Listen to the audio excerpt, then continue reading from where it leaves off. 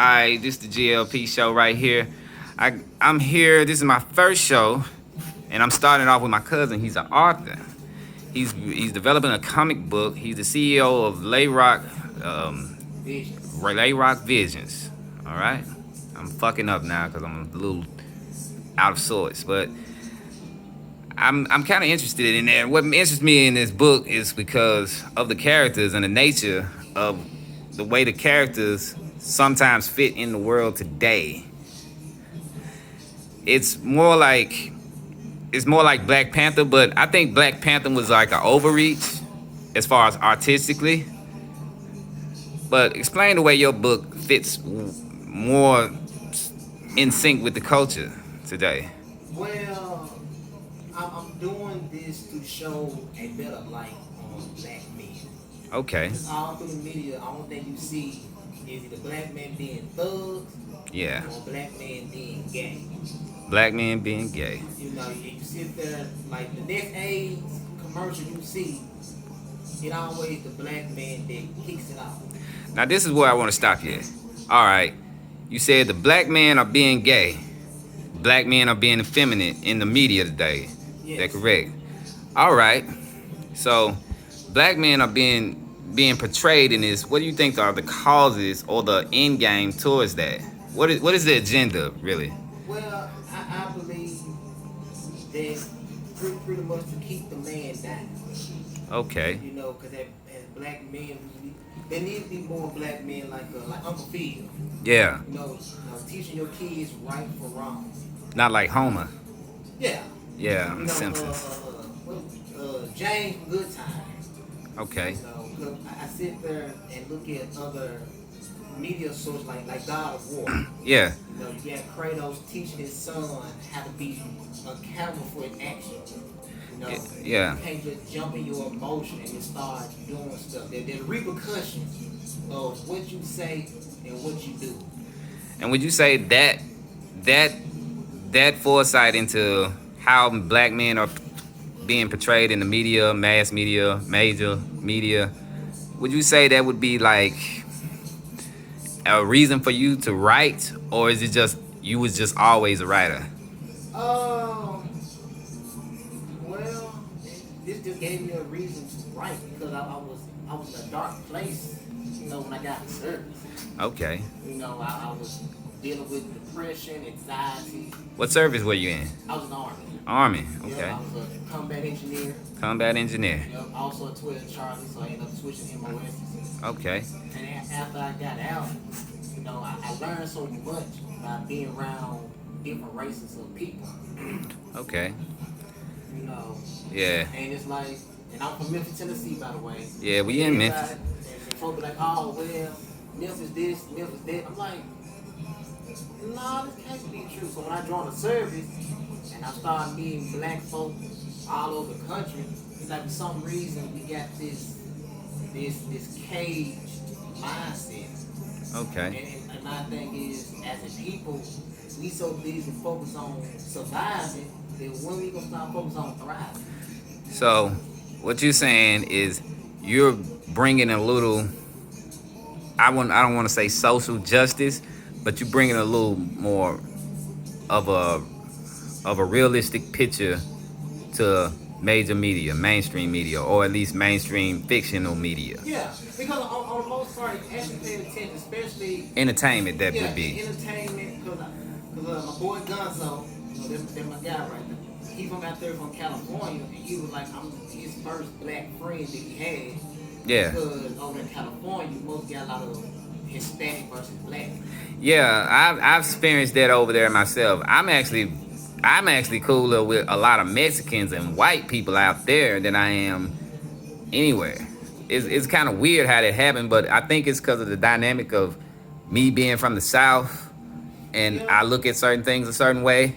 Or you sit there. Oh, I had met a guy. He was somewhere up north. Okay. Up north, and they know they a lot of blacks up there. And he was like, "You're not what they say you are on TV." And like that's a problem. Now also there are certain things that was set up to put us in this predicament. Oh yeah. You know, but not only I want to show black men in a better light, but also black women. Okay. As far as the characters, how did that make you create these characters? Because in any writing style or any when people, I imagine when Stan Lee made X-Men or when DC developed Batman, what inspired you to make these characters? Besides the plight of the disillusion, well, I would say disillusion. I would say the misrepresentation of black people in entertainment. Actually, I was over my dad's house, and I was watching Underworld, Okay. and I'm like, it would be pretty cool. It was like now, fun fact, a black dude wrote Underworld. Yeah. You know, the black dude with the deep voice. He was actually the guy that came up with it, so that was cool. Yeah. So I'm like, it would be cool if it's like a black version of it. Okay. So I called my cousin James. I'm like, hey, cuz, what do you think about this, that, and other? He was like, well, shoot, get the right. Yeah. Cause I remember Jamie was making that script at the time. Yeah, I'm like, okay. Yeah. So I sat there and I started pondering what I want to be about. So I started coming up with concepts like what my character be about, and I'm very influenced by music. You know, one of the songs I enjoy listening to Tupac, Bob Marley, and I always wonder what would have been like if those two did a song together. Okay. So that's why I sit there and say, I get the concept of Azrael from the Jaguar tribe. Yeah. And you got Judah from the Lion tribe. All right. The Lion tribe, the Judah tribe. Yeah. Okay. So that's how I come up with that concept, and then. Well, go deep into that concept because they might not know on the Lion tribe versus the tribe of Judah, right? Well. Because that's in the picture. That's the Judah is the main guy, right? Well, hold on.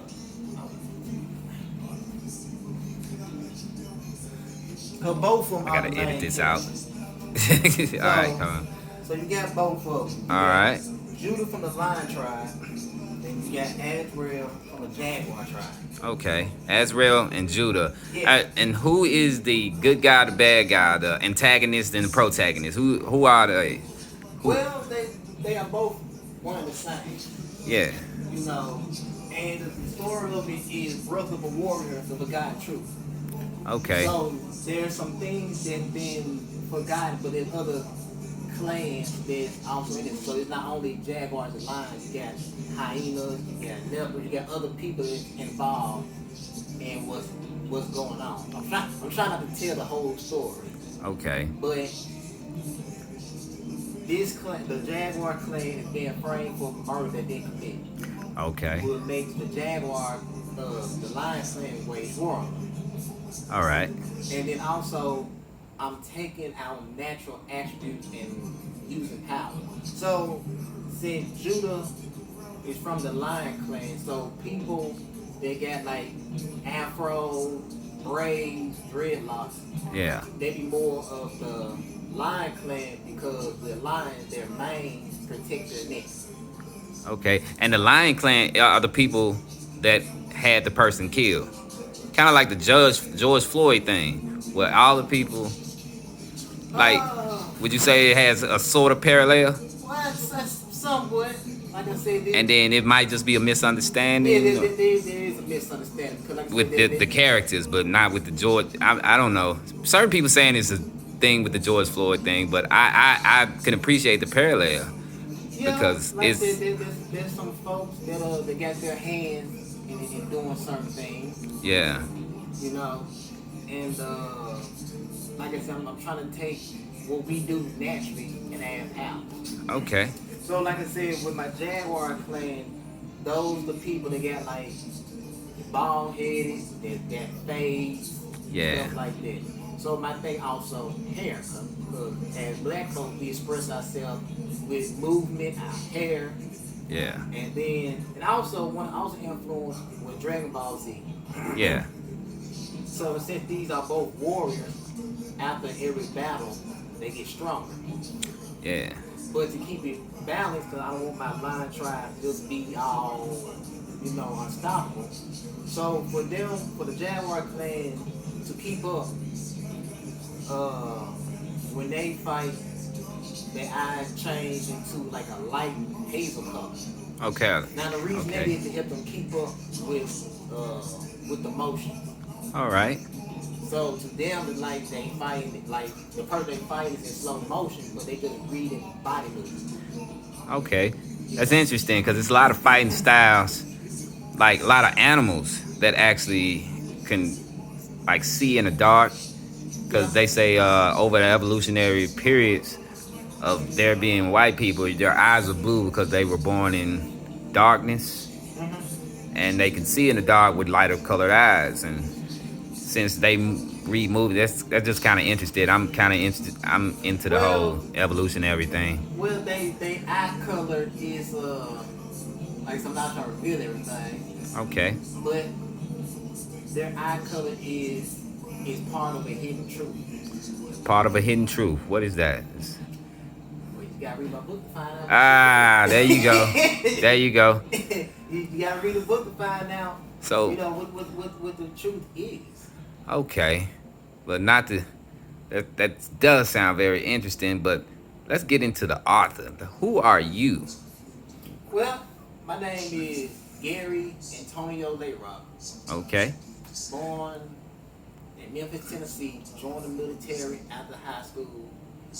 Uh, did my time, did 8 years. After that, got into martial arts. Been doing martial arts. Matter of fact, I'm doing martial arts before I joined the military. Okay. First degree black belt, going for my second. Oh, that's interesting. Yeah. How long did it take you to get to that first black belt? Uh, Actually, I got my black belt because when I joined the military, I left as a brown belt. Brown belt. And as soon as I came back, my grandmaster pushed me to get my Black belt. black belt. Okay. That's interesting. There's not a lot of people out there, and the ones that do have backgrounds in everybody's going towards jujitsu these days, but in that community, but that community is so small, it's hard to recognize people who has black belt. I know a couple of guys who walked up on a couple of dudes that seemed unassuming, but they got their ass kicked because they were black belts. Here's the thing about a lot of certain, I'm trying to say it right. You have a lot of schools, they just doing it for the pay. Okay. You know, you got certain school. Oh, if you come here for a year, you be a black belt.